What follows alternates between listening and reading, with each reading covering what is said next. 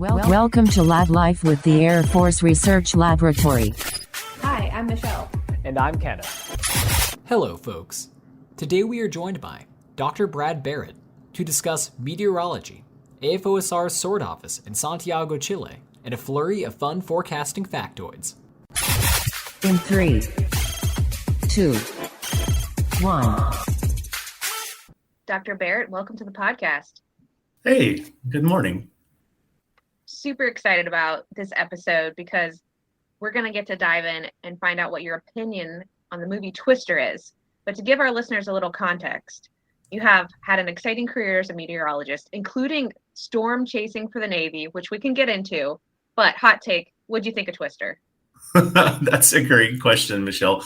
So yeah, Twister, there's a lot of exciting pieces to it. In graduate school, we used to sit around and have our favorite beverage in hand, and every inaccuracy we saw in the movie, we would toast to it. We'd drink to it. So by the end of the movie, of course, you can imagine we were feeling very happy. We weren't all ourselves. So yeah, but Twister, it's a cult film for us as meteorologists. It's one of those when you're flipping channels on the TV, if you run across Twister, you just got to stop. Helen Hunt, Bill Paxton, they're great. And that's something that comes to mind too. Is I've talked to from some friends who serve in the Navy, and they even talked about the Navy and the Air Force watching Top Gun, and that being an inspiration for many newer, airmen or people in the Navy. So I have to wonder how many people saw Twister was like, I need to be a meteorologist. Like, this is inspiring me. Yeah. Well, it came out in the mid '90s, and so there. If you track the numbers, there was a significant bump in meteorology enrollment at U.S. universities shortly after Twister. So I don't know how long it lasted, maybe 10 years or so, but it definitely was noticeable. I like that, the Twister effect. That's like, it almost sounds like a documentary surrounding the movie, so I like that. And that makes sense. I was wondering if there was a correlation, and sounds like there might be. I think there was, yeah. So speaking of correlations, let's go back a little bit in your career. Let's go back to where it all began. So you got an interest in atmospheric sciences growing up and working on your family farm. How did that kind of grow into what it is today? Yeah, Ken, you're right. So I grew up in Eastern North Carolina in a pretty rural area. And so working outside on the farm, you kind of realize that weather patterns, climate patterns, they absolutely affect your day-to-day life. Whether or not you can get out and work, whether or not you can have a miserable day outside working, if it's really hot or if it's raining or something like that. So yeah, I got interested in weather patterns pretty early in life. And back in the 90s as well, when I was growing up, the internet was just kind of coming on the scene. So there were a lot of resources that were starting to be available to me. So I did a lot of kind of poking around and figuring things out, and realized that, for me, atmospheric science and meteorology was not just the face on the evening news, pointing at the screen, talking about the forecast. Although that I thought that was very interesting. I was very much a Weather Channel weenie. I don't know if anyone else out there is a Weather Channel fan or was a Weather Channel fan before the storm stories, et cetera, took over. But back in the 90s, Weather Channel was really all weather, only weather. And I watched it a lot for a couple of hours a day sometimes. So I was a fan of the TV people, but particularly online, you start to realize that atmospheric science is really grounded in calculus and physics, particularly so the physics of the atmosphere. And that really attracted me as well as a young person, figure, there's a lot of really cool scientific principles that undergird atmospheric science and meteorology. Oh yeah, the good old days when the Weather Channel actually just had the weather, just like MTV and music. But so you're growing up on the family farm, you find the Weather Channel, the internet. So you develop this love for weather and science. So then you end up pursuing a degree to meteorology right off the bat? No, you're right, Michelle. I did not study meteorology. So I had the idea, I guess, coming out of high school that I should try to get a degree that was marketable, that was pragmatic, that I could get a job from straight away. So my undergraduate degree is in business administration. I went to the University of North Carolina, Chapel Hill, and studied business administration there. Now, I will say I also started out as a math double major with math and business. Those were quite challenging to fit into a 4-year plan. So after the second year, I pivoted and focused only on business. So on my transcript, I had courses in calculus and differential equations that I actually was really fortunate to market when I was applying to graduate school after realizing, having a job that's marketable is one thing, but what if you don't like it? If you're spending your career in something you don't enjoy, maybe that's not a very good place for me. So during my senior year at UNC, I realized, the business degree is great, but my passions are in the STEM sciences, and particularly in the atmospheric sciences. So in applying to graduate school, I was very fortunate to have those core STEM courses, those math and physics courses there on the transcript that I could then leverage into springboarding into the Master's of Meteorology program at the University of Oklahoma. And that has to be a great place to study weather. I mean, there's so much violent weather that happens in Oklahoma, and tornadoes and hail and drought, probably all those things that you got to experience firsthand. You're absolutely right. I really, really enjoyed graduate school and really nerding out with all of my friends and classmates, studying all the interesting aspects and elements of meteorology, the complicated and fun and violent all rolled into one. And of course, ironically, what was my thesis topic at the University of Oklahoma? Hurricanes. So yeah, of course, they're another element of violent weather. They don't really affect Oklahoma, certainly not directly. But no, my thesis advisor, that was his expertise. And so I joined in his research group and really started studying tropical cyclones, tropical meteorology, and hurricanes. Interesting. So is the reason that they were there then, is that one of the, I assume, top forecasting or at least meteorology schools in the nation then because of the location? That's why they were there, but still able to discuss hurricanes? Yeah, well, so you're right, Ken. The university, the meteorology program is quite expansive. So they have concentrations in a lot of different areas. Interestingly, one of the most kind of known, I guess, research specialties of the meteorology program at OU is in radar technology. And radar technology, as we know, is of great interest in terms of remote sensing, of great interest to the Department of Defense, both the Navy and the Air Force. And one of the things that I've enjoyed in the new position here with the Air Force is that one of my friends in graduate school, Danny Skipian, he and I were friends, didn't know that we would cross paths 15, 20 years later. But I just had a call with him last week. He's going to become the new director of the Jicamarca Radio Observatory in Peru. And the work that they do at the radio observatory and observing the upper atmosphere using radar to observe the upper atmosphere is of direct interest to the Air Force and the needs of the Air Force. So I'm super excited. I had a great conversation with a scientist out at RV in Kirtland, and we were talking about Jicamarca and said, I have a phone call next week with a friend from graduate school at the University of Oklahoma. So while Danny's focus was on radar and observations of severe weather, and my focus was on hurricanes and understanding the climatological variability of hurricanes, 15 years later, our paths have now met again to meet some of the research needs of the Air Force. What a wild circle there. Who could have predicted your future? Exactly. Yeah, it's fun. And for our listeners, right now, you are sitting in Santiago, Chile, on our Air Force Office of Scientific Research team, specifically SOARD, or our Southern Office of Aerospace Research and Development, which we can go into later. But this isn't the first time that you've been in Santiago, Chile. We understand some of your studies that you've just been talking to us about took you there. Yeah, you're right, Michelle. So after I graduated from the University of Oklahoma, I was figuring out, okay, brand new PhD, what do I do now?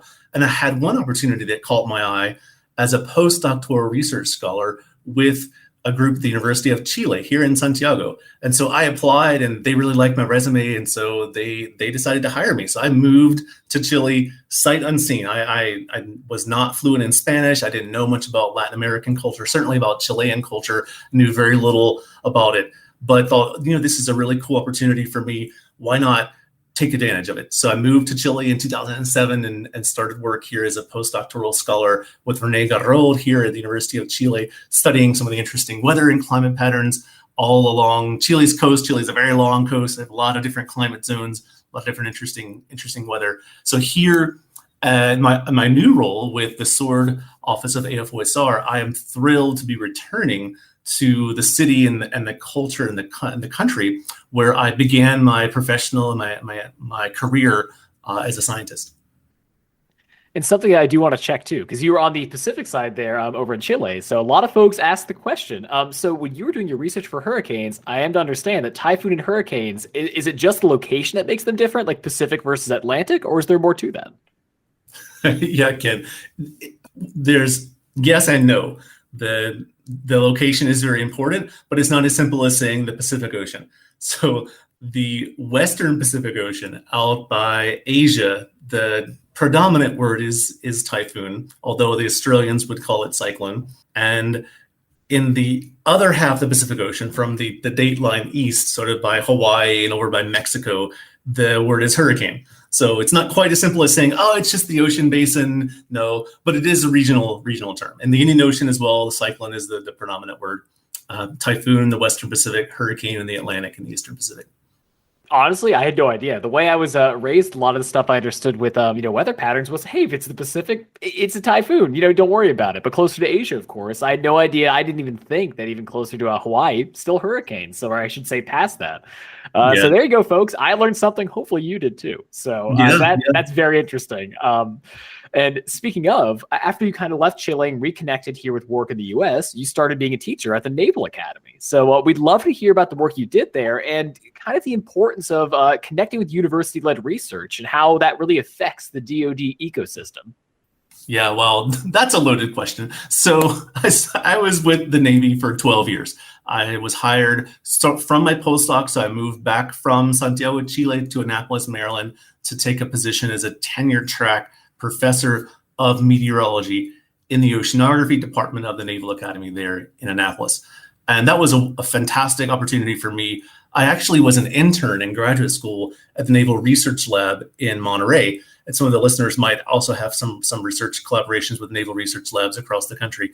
And so as a master's, late master's, early PhD student, that was my first exposure to Department of Defense funded research, particularly our fantastic research labs that are across the country. And I think the impression I left with was that, hey, the DoD really does care about research, it takes good care of its scientists. And so when the Navy had the opportunity or had the opening as a professor, I thought, this is a chance for me to apply. It's not the same thing, of course. It's not a research lab. It's a teaching primarily institution to train the next generation of Naval and Marine Corps officers. But again, those seeds were planted back as a master's student at the Naval Research Lab in Monterey. So I spent my time in Annapolis. Again, as I said, the major focus was on training the midshipmen, the next generation of Naval and Marine Corps officers. And one of the things that I was and am very passionate about is scientific research. So I was quickly plugged into advising the sort of upper group, I guess, of students who are really focused on research projects, independent faculty-led research projects, more so than sort of the normal capstone research that everyone would do. So I led student projects in all kinds of interesting topics, some including hurricanes, some including tornadoes, some including drought and precipitation here in Chile, and then others including air quality and upper troposphere, lower stratosphere interactions, all kinds of interesting topics from research projects. And so I think for me, I began as I promoted through the ranks from assistant professor to associate professor to full professor with the Navy. I really did begin to appreciate both the complexities and the joy of scientific research, and also the fun element of trying to connect your research with the broader needs of the Department of Defense. In my case, it was mostly the Navy and the Marine Corps, but I really grew to appreciate it. That's hard to transition your research from sort of the basic science questions of how does this work? Can we predict it? Can we understand it? To let's use this in a warfighting capability. Let's apply this to give our fighters an edge, to give us understanding of the battlefield space. And so I think that's the mentality that I hope I bring to the SOARD office here with AFRL, AFOSR here in Santiago. I can't quite get rid of the hat that I'm wearing, or at least wore for 12 years. As a researcher, someone who applied for funding from ONR, from NASA, from the National Science Foundation, from those different funding agencies, someone who had to write proposals and go through the rigors and the heartaches of peer review and being told no. So I understand that pretty well. And then someone now as a program officer to begin to be the person who is reviewing those proposals and making those funding decisions and trying to decide, well, which research ideas are most strategically aligned with the needs of the Air Force, and how can we go about creating those partnerships here in Latin America with universities? How can we better link those university partnerships to research AFRL researchers at the different TDs, the technical directorates. And extracting a piece of that story, Michelle had mentioned it at the top. You talked about a lot of the cool research you connected with and assisting with students, obviously being a teacher, but taking some literal field trips to assist in some of this research. And we heard that a big connection you had with the Air Force was Big Groovy at chasing tornadoes. So can you go into that? Like, what does that entail, especially if you're taking students along? Yeah, that's a great question, Ken. So one of the other cool things that I think is important when you're teaching is those hands-on experiences. So it's one thing to be up in the classroom, sort of the passive one-way knowledge distribution from me to the students, but it's something entirely else to go and take students into the field and learn by doing, learn by experiencing, by viewing and practicing the trade. So storm chasing there are multiple programs on TV now. The Discovery Channel had a big push in the mid 2010s to document and follow along with people. That I think National Geographic also did some specials. Maybe even PBS had a couple of Nova episodes on storm chasers. So of those episodes, I know pretty much everyone who's portrayed. I either have a personal friendship with them, professional relationship, or have bumped into them in the gas station in Altus, Oklahoma, as we're out there getting ready to target a storm. So the chance to take Navy midshipmen with me out into the field was one I couldn't pass up. So I proposed the idea, and the senior leadership thought it was a really good idea. To my surprise, I thought, oh, there's no way they're going to let me storm chase with midshipmen. But then they thought it was a great idea. Again, the focus is the mobile classroom aspect, not so much the drama and the adrenaline rush aspect. And one of the things that we really enjoyed is as we drove in our duty van out from Annapolis to the center of the country, we would typically pass through the Scott Air Force Base area. And so there's a 15th Operational Weather Squadron based there at Scott Air Force Base. And they were great to have us in. So we visited them probably 9 of the 11 years or so that I led the activity. There were 2 years we tried to visit, but the scheduling just didn't work out. But no, the Operational Weather Squadron was really great to have us in one morning, usually at the beginning of our trip, or we drive all the way out to Scott Air Force Base and then visit them the next morning. And it was great to visit with the airmen who are practicing what my students were learning. So the students would ask them questions of, well, what techniques, what tools do you use to identify weather that's hazardous to aircraft operations? And so the airmen would sit there and say, well, here's what I use. This is what I see. This is the documentation, the forms, it's a pretty bureaucratic process. I was a bit surprised, maybe you'd be surprised, maybe not, that the airmen were very much constrained in how they would emit their warnings. A very, very standardized process. Fill out the forms, submit it online, then it transmits to the pilots out in the field who are making their flight plans and trying to figure out, okay, well, what hazards might I encounter? Things from the most dramatic, from things like severe storms, hail, lightning, but even sort of things that we might not think are as hazardous. But the ceiling height, where does the cloud deck begin? Is there any turbulence around? Should we be concerned about icing at different vertical levels? Those kind of things that we might not think of as being hazardous, but are very important to flight operations. And so the airmen, the forecasters there were, of course, paying attention to that, and then teaching basically my students, my Navy students, about those processes. So it wasn't the case then that you had like the armored car, you were driving right up next to these tornadoes. I know that's what most people think when they imagine that storm chasing. No. The armored car, my friend and classmate, actually, Reed Timmer, was one of the ones who developed the Dominator, I believe he called them all. And so, no, Reed and I actually took atmospheric dynamics together in graduate school back in 2002. So it's fun to know him back then before he was TV famous and everything else. But no, we didn't drive around in an armored vehicle. It was a nice government duty van, 12 passenger white Chevy van we did put some different instruments around. So it was a little bit outfitted, but certainly not at all an armored vehicle where you lower the panels and, prepare for impact from the tornado. Not at all.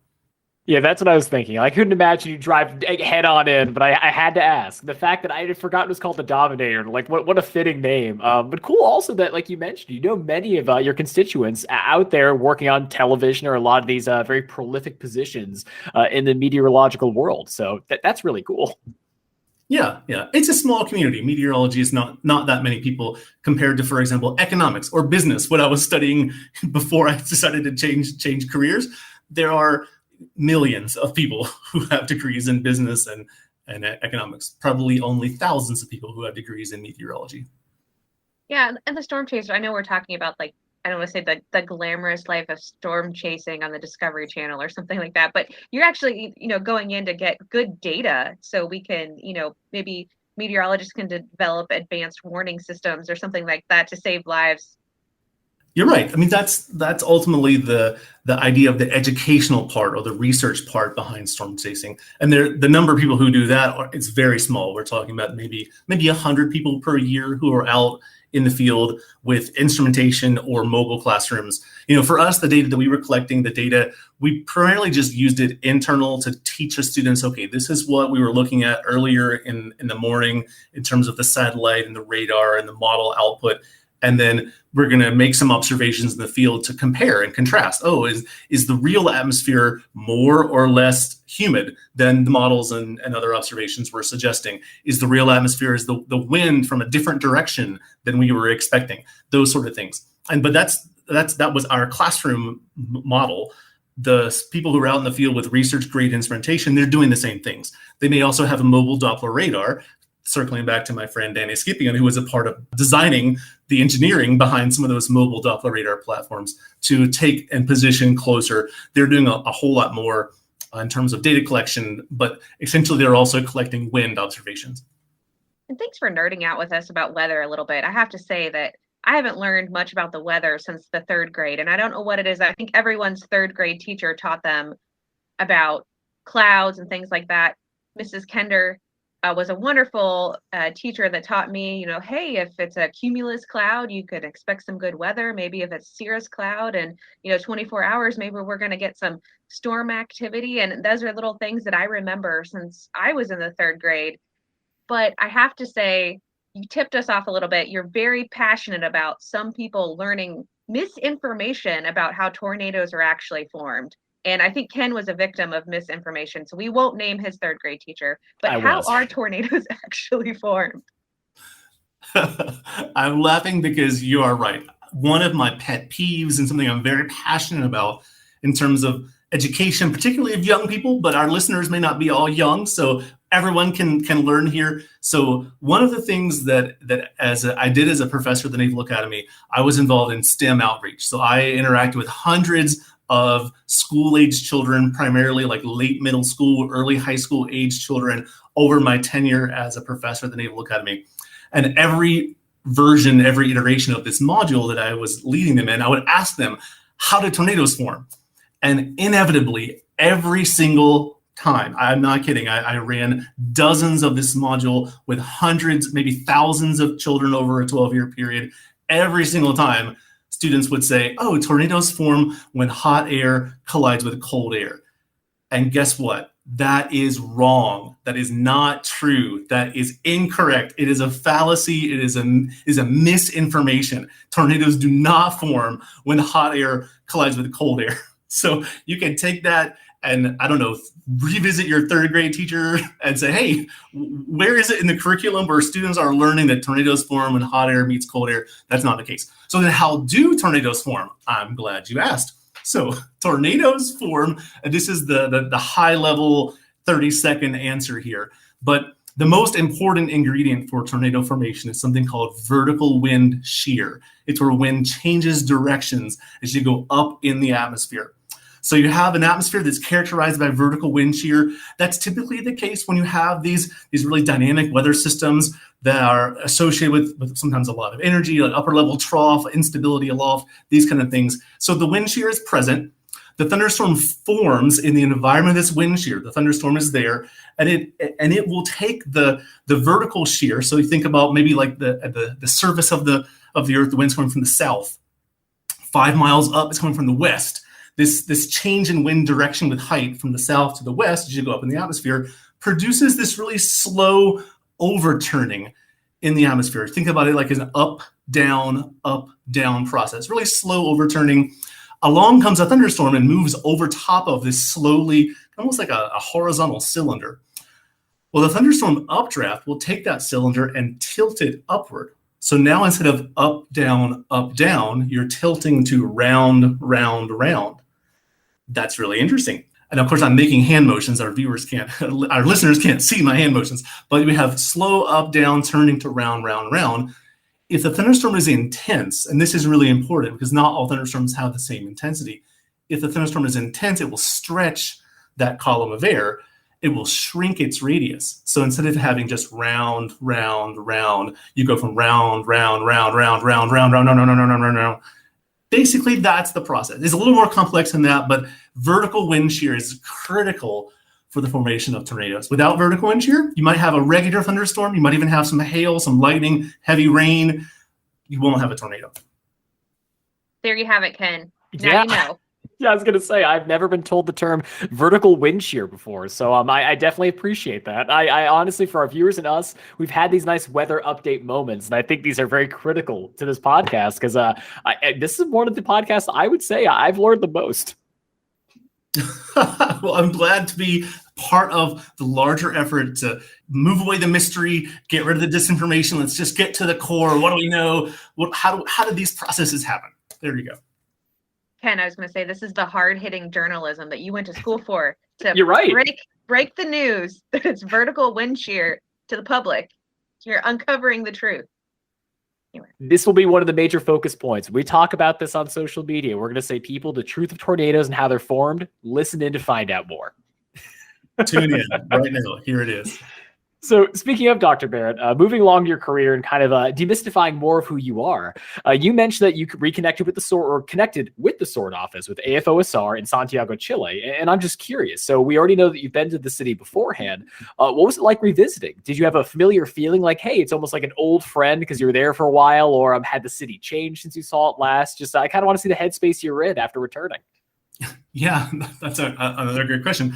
I'll back up 2 steps and say that for me to apply for the SOARD position I thought was a really great kind of coming together of different elements of my career up until this point. So my postdoc was physically in Santiago, Chile. So the opportunity for the Air Force and AFOSR to send me back to the office there was fantastic.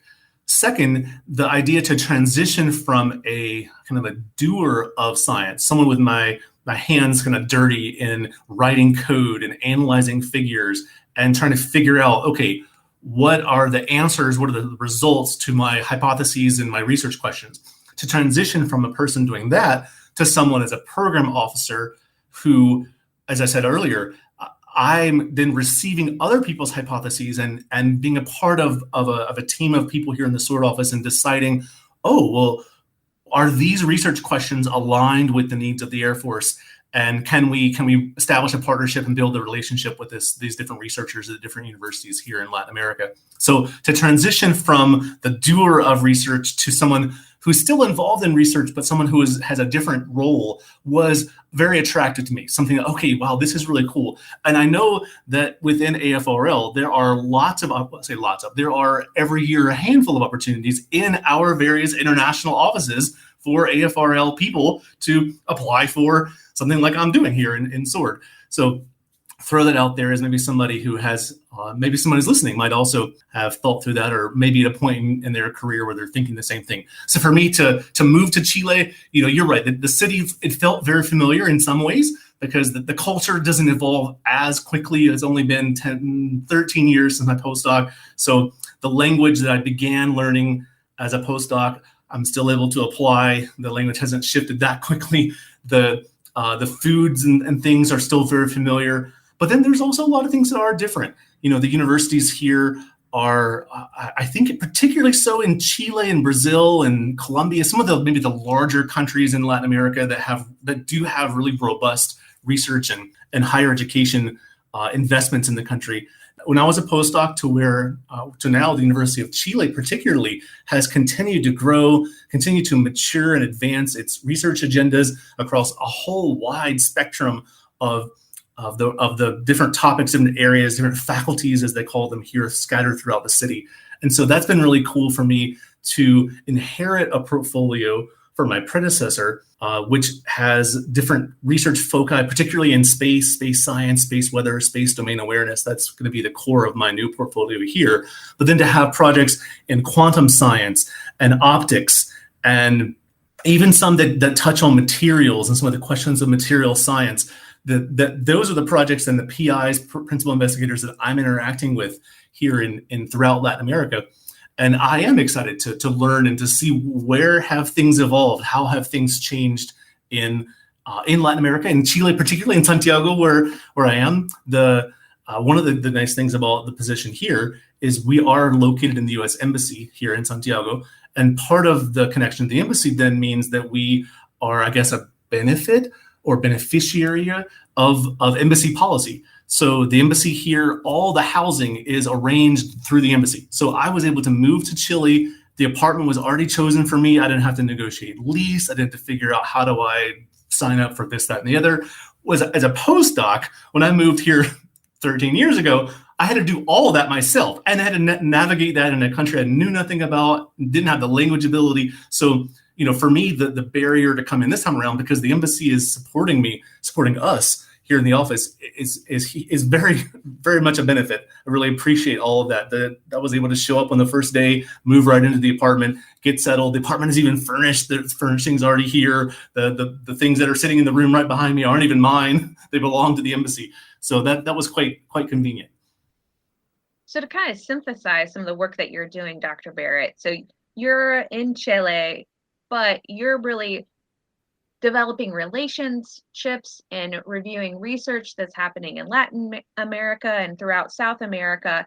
And you're reading these ideas and these white papers, and then you're saying, hey, I think there might be something here. And you're also really informed about what a lot of our researchers are doing with other, areas of space research or material science. You're making connections because, someone in maybe Santiago or maybe Mexico or something could be doing this area of basic research, and you're like, oh, if they just maybe went this little other mile, this would really be of worth to the United States Space Force or Air Force. Have you found any really exciting nuggets so far in making those connections between our bench level scientists and strategic thinkers in the Air Force and Space Force and these academics? Yeah, Michelle. So another of the things I've really enjoyed here as an employee in SOARD here, and I've been in the office for about 6 months virtually, and then physically here for about a month and a half in Santiago. And you're right. I'm learning that this position is really a lot about that relationship, and that's pretty different from what I was doing with the Navy as a professor. So back then, I would think of a science idea, hypothesis. I would read over the broad agency announcement, kind of what the agency was looking for. I would write my proposal. I'd send it off. It would go through peer review, and I would get the result back, yes or no. Well, here in our office, we don't view things, or we don't work things quite like that. It's much more of the relationship. So what typically happens is, in fact, we'll have a meeting with a scientist even before they send a proposal. So we sit down, usually it's over Zoom right now, but eventually I'll go to their university, to their lab, to meet their team. We'd sit down, have a coffee, have like a half-day visit, and I would learn what they're doing there in their research lab, and what are their research questions, what's their research agenda, and they would learn from me what are those needs of the Air Force and Space Force. So we had that conversation, that relationship, and then usually after that, they would send me and us a short white paper that outlines their ideas, the main methodology, the main research questions, the techniques they plan to use. And then again, unlike when I was in the US, where once I submitted the proposal, it was a black zone with no interaction between myself and the agency. I interact with the PIs. And so I take the white paper. I will then send the white paper to my colleague at RV or RX or RW, wherever the Air Force Research Lab that I think might connect best with, and ask them, hey, what do you all think about this? Can you give me some of your contacts in the lab that might be able to give critical evaluations of the ideas here in the white paper? And so it would take the white paper, I would have that feedback from those lab scientists, and then I would then go back to the principal investigator, the researcher here in Latin America, and say, okay, here's the feedback we have from our lab scientists. what do you think about adjusting your research hypotheses? Would you be interested, instead of studying X, would you be interested in like massaging and, okay, still studying X, but tying it more closely to the needs of the Air Force and Space Force, particularly based on feedback from those lab scientists? So for me, the kind of continuum of interaction is really, I think, very, very great, very powerful. And it's something that I didn't have as a professor in the Naval Academy back in the US. And so you asked for an example. One of the examples I'm thinking of right now is, so we have a brand new project in optics, I'll call it, or infrared sensors, of a new project of a brand new principal investigator we've never had a relationship with before in Colombia.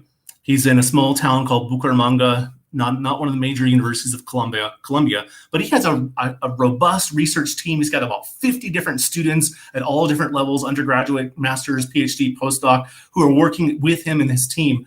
Really, really young star, I would call him, rising star there in Colombia.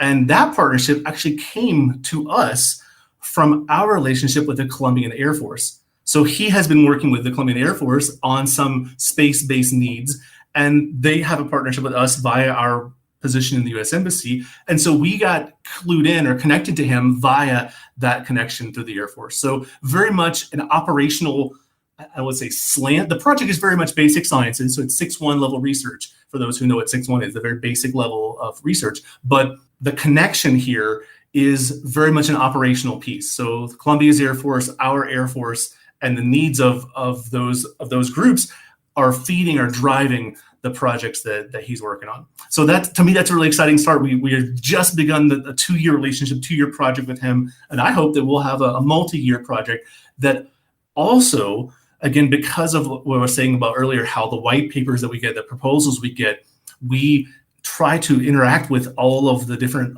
subject matter experts and the different technical directorates at AFRL. We will hopefully be able to transition that work more naturally. The transition, those who are listening, who are working on transitions, know that's really hard in science, to take your basic research, something you might discover, and turn it into a strategic benefit to the Air Force or Space Force. That's really hard to do. But by having the link already established with the technical directorates, we think, in SOARD at least, our vision is that the transitions become more natural. Will every project transition? Certainly not, because that's basic research. You can't transition everything. You don't know a priori when you start a project that this is going to turn into the next greatest thing. You got to do it and figure out what the results are. But having that relationship, the ability to interact with the PI, with the person doing the research, and say, hey, you had your idea, but what do you think about changing your idea a little bit? Because we had some feedback from our lab scientists that said that if you did it in this other way, it'll be more beneficial to the lab and to our Air Force and Space Force.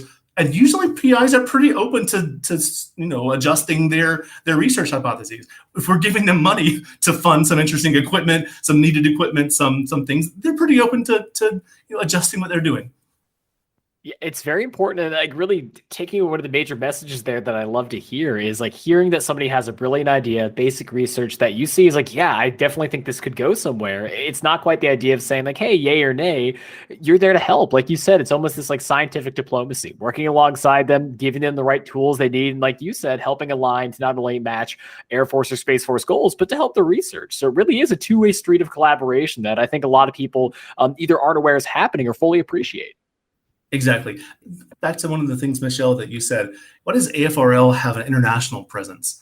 And that's something that I really appreciate. And maybe that's something that I benefit that I might bring to the job here. Again, because my career began not in the US, began really in Latin America, I can appreciate that, knowledge creation, discovery is international, it's global. The United States doesn't have the corner on the market of the newest and greatest things. And so one of the things I've learned from listening to the trainings, as a new employee, we have a lot of trainings we get to go through. You all know that.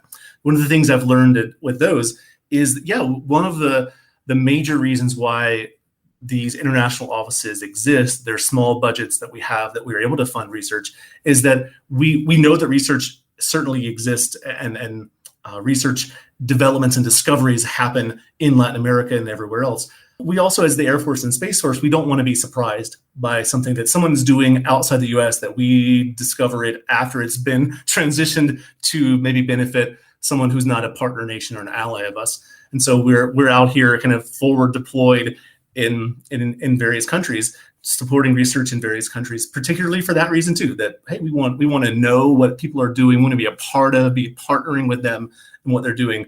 And we don't want any surprises. Great. I mean, that's one thing that I think it really comes to a head there and really brings our conversation to almost a very good conclusion. So the last question we really have for you then to kind of tie a lot of this together is, with the cool research you're doing, the cool teams you're collaborating with, and all this really innovative basic research you're seeing, is there anything that you see coming up the next decade or so, maybe specifically in the atmospheric sciences, that you think are pretty cool and that people should look out for on the horizon? Yeah. That's also a good question. I think in terms of, particularly for the job that the role that I'm sitting here in AFOSR, the job is, hey, we're very interested in lower outer space. So take that and let it sink in for a little bit. Lower outer space. So the part that's really close to Earth. So what's going on there is of great interest to our needs, to our operational needs in the Air Force and Space Force. And to be very blunt, we don't know a lot about what's going on in lower outer space or the upper Earth's atmosphere. We know some things for sure, but there's a lot of great basic research that can come out of those questions. So that's putting on my AFOSR hat, my meteorology hat from the rest of my life, the rest of my career, my hobby, everything else. So one of the things that I think is great, that I hope people begin to realize, that, hey, there's a lot of variability in our Earth system. Like, people are probably familiar with the day to night variability. That's something that we live pretty regularly, and it's pretty easy to notice that there's a cycle. Like, every 24 hours, we go through this cycle. Great. People are probably also, particularly if some of our listeners are coming from Wright-Patterson or some of other locations here in the mid-latitudes, people are also kind of familiar with the synoptic scale. That's a scale of sort of like maybe every 4 days or so, 4 to 5 days, a cold front will pass through, and you get really cold for a few days, and then it will slowly warm back up, particularly in winter. And then if the cold front comes through and it goes cold again, then you warm back up slowly. That kind of cycle, the synoptic scale, people are familiar with. Certainly the seasonal cycle, we know that too, that winter is colder than summer. Great, we figured it out. The longer than seasonal cycle, so that something people probably have heard about, El Nino, the El Nino Southern Oscillation. People may have no idea what it is, but at least they've heard of it because it seems to be thrown out there. Some popular culture like the Nino, so I think a Saturday Night Live skit making fun of El Nino. People heard of that too. One of the cores of my disciplinary scholarship as a professor at Navy was on the subseasonal timescale. So timescale shorter than the season. And the leading driver of variability on the subseasonal timescale is something that's in the tropical oceans and atmosphere. It's called the Madden-Julian Oscillation. And it, without going into too many details, it basically drives variability kind of on a month-to-month cycle. So right now, we're in a particular phase of this MJO, Madden-Julian Oscillation, that will project onto hurricane activity. So here over the next couple of weeks in the Atlantic Ocean, we'll expect a ramp up here of hurricane activity here starting. I think the thought is maybe mid-September, maybe early to mid-September, we'll have a nice ramp up. Now, of course, that also coincides with the peak of the hurricane season. So people may say, well, there's already going to be hurricanes in September. That's true. There will be. And the expectation is there will be a plus up, an above normal activity driven by this thing called the Madden-Julian Oscillation that's on the subseasonal, sort of 1 month instead of 3 months. The season will be 3 months, subseasonal about 1 month. So that was a really deep dive. Sorry for the technical level there, but that's something that I'm kind of interested in. And circling back to my hat here with AFOSR in the SOARD office is, well, what are the variabilities? What are the modes of variability in lower outer space? Can we learn about them? Can we apply them and capitalize on our knowledge to the benefit of Air Force and Space Force? And I'm sorry, just one parting question. Have you watched any of the 6 Sharknado films? If Twister is a cult film, Sharknado is not. Sharknado has not made it into the level of science, just isn't to the point of. Twister at least is based in some, they use some terminology that's pretty correct. Sharknado, not No. So the answer is I've seen clips from multiple versions, but I have not sat down and watched an entire of any of the 6. No. So, as somebody who has seen 3 of the Sharknado films, I do have to check with you then. So, we mentioned, the high and low pressure fronts, misconceptions around tornadoes. I learned from Sharknado 1 that if you have a explosive enough force or high enough pressure, you could just get rid of a tornado by throwing dynamite into it. Like that's true, right? Okay. So, technically, the energetics, you could overwhelm the energetics. You got to think about the tornado is rotating. Our listeners probably understand kinetic energy. If you enter a new energy source that could overwhelm the kinetic energy of the tornado, then yes, you could destroy it. Now, you probably also blow up a good portion of the U.S. or take part of the Earth and explode it out into space. That's a consequence we'd like to not do. So yes, you're right, Ken. We could overwhelm if we had the ability, of course, the numbers of nuclear, explosions or whatever, we could heat the atmosphere to disrupt the circulation of the tornado. Yeah, since you asked, I'll have to say it. So the analogy I would often give to kids is some people have this in your bathroom, some people don't. But if you've ever had kind of a slower draining tub that can form the whirl in the bathtub that as the water starts to swirl down, well, you with your foot, you can kick that and disrupt it. That's the same idea. Your foot is much more, not really kinetic energy, but massive. I guess you could say kinetic energy too, much more energetic than the little whirl in the water. And so you've overwhelmed that water whirl system. You've killed it off. Same idea. Of course, it's possible, but the extra consequences of exploding nuclear weapons or doing other things that would achieve your goal of destroying your tornado would also destroy your city. It would kill people. If you exploded nuclear weapons, you'd have radioactive materials flung pretty much over the entire Earth because it would enter the jet stream and they'd go everywhere. It's really bad. So we don't want that. Okay, I think we've covered everything possibly we could in this episode, the time that we have. But even though I have so many questions about Chris Farley as El Nino, but we're just gonna put a pin in it for now. We're gonna have you back someday. We're gonna talk about some fun stuff. So thanks for joining us, Dr. Barrett. Great, it was good to be here. Make sure to follow us on social media at Facebook, Twitter, LinkedIn, Instagram, and YouTube at AF Research Lab. And remember, stay curious. Logging off.